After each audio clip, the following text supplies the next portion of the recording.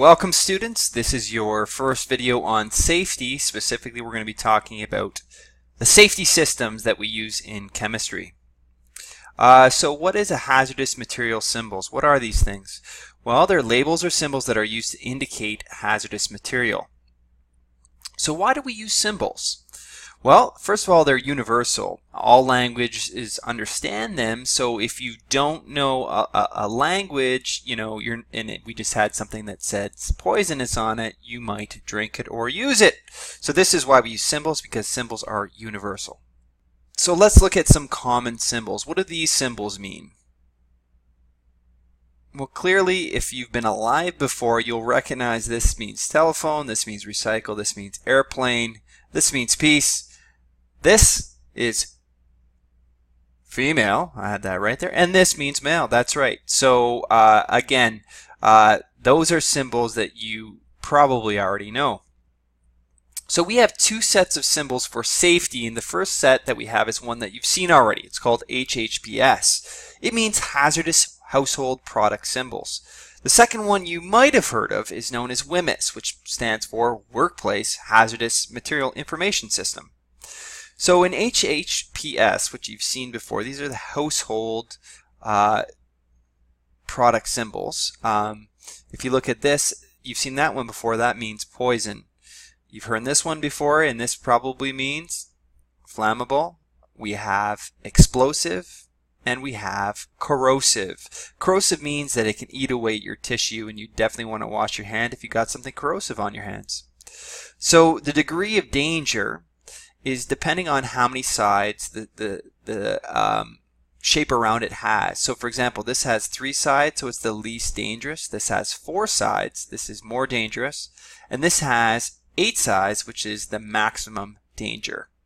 So if we put it all together, what does this mean? Let's take a look at this first symbol here, and let's take a look at the last symbol way down here. When we look at those, which one is more dangerous? Take a moment and answer the question.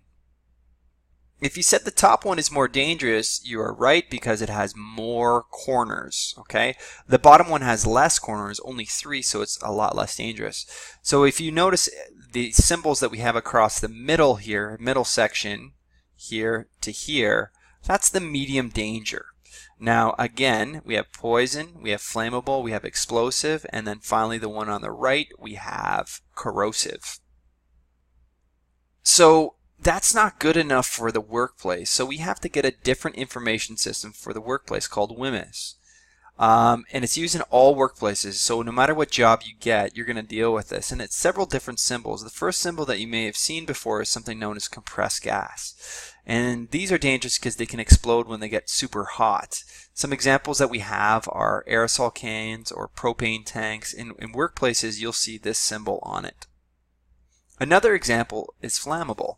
This looks just like the one before, but it's also used in WHMIS, and it means that things may burst into flames. Some examples of that are gasoline or natural gas.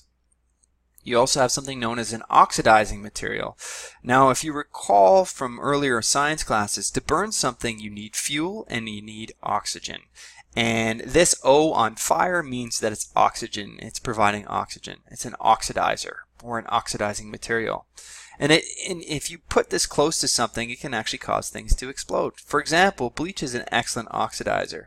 So it will actually accelerate a fire if it comes into contact with something combustible like gasoline.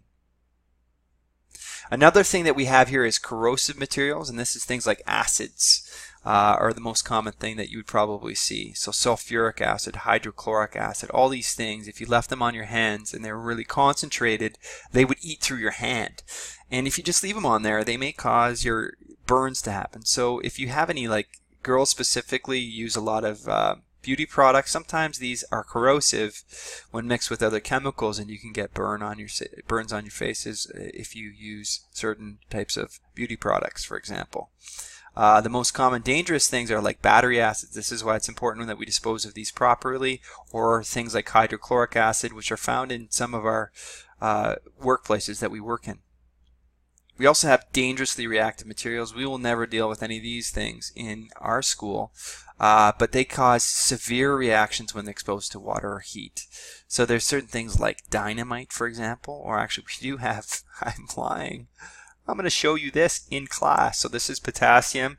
If we put that into water, you'll notice that it reacts with water. So that's dangerously reactive. So we're going to look for that WHMIS symbol on potassium and a few other chemicals now that I come to think about it.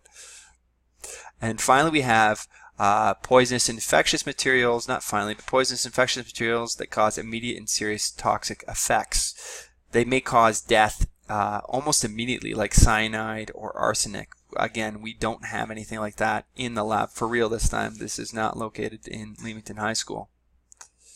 We have toxic poisonous materials. These things are actually, we don't really have any of these either because we're not allowed to, because they're really dangerous because they can cause cancer over the long term, or birth defects, or even sterility. If you want to know what that is, you can talk to me about that later. Some examples are lead and mercury. Any lead that we have, or mercury we'd have in this school, it's actually it's stored in a way that is not poisonous and infectious. But you have to be very careful when you're dealing with things like lead and mercury because they can cause long-term effects. We have poisonous infectious materials. These are biohazardous infectious materials like viruses, for example, or you may have heard of SARS before, or any sort of virus or biological material that can make you sick would have this symbol on it. So what is an MSDS? Well, an MSDS is a material safety data sheet. And every single chemical in this school and any workplace that you go to will have an MSDS. And it gives you important information on the safety information just in general, like how to handle that chemical. So here's an example of an MSDS for wood dust. Believe it or not, any chemical in any workplace will have an MSDS. And it gives you information on that. For example, if we look through this, it says it's going to light on fire at 500 degrees Fahrenheit or 250 degrees Celsius. And that means that we have to be careful with wood dust in the workplace around hot materials because it will auto-ignite and cause a fire. Wood dust doesn't seem that dangerous, but it actually needs an MSDS if it's going to be used in any workplace or school. So that's it for your first video, guys. This is the WHMIS, so I'm going to ask you a few questions. I hope you enjoyed it, and ask me any questions if you have any. Thank you.